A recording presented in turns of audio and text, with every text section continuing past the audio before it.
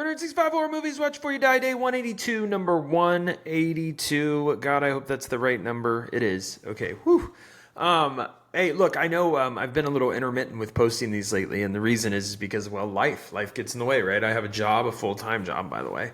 I know, full-time worker, boy. But, you know, that gets in the way sometimes. Sometimes you gotta work, and I have to prioritize work because work pays the bills, and this doesn't. So work gets the nod.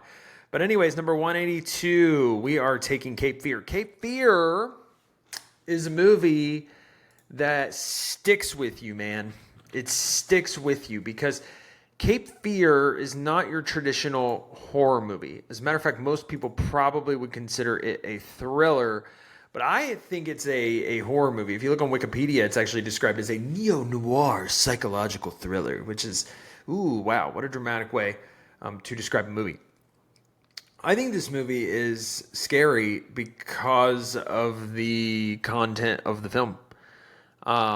It's frightening in a way that is more realistic.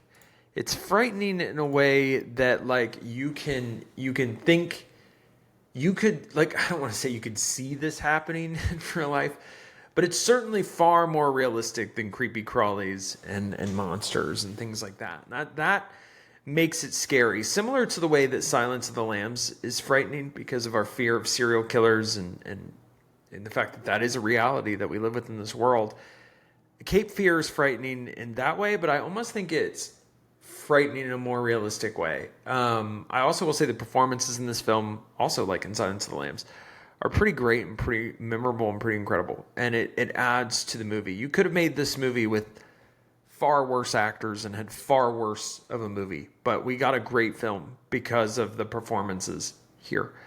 So if you've never seen Cape Fear, if it's a movie you've avoided for reasons, I mean, there's a lot of trigger warnings associated with this film. I'm not going to say what they are. You can look them up yourselves, but there's a lot of them. And so I can understand you wanting to avoid this one. But if not, I would say watch it if you haven't, because it's haunting. And I think it sticks with you. And here it is on my list.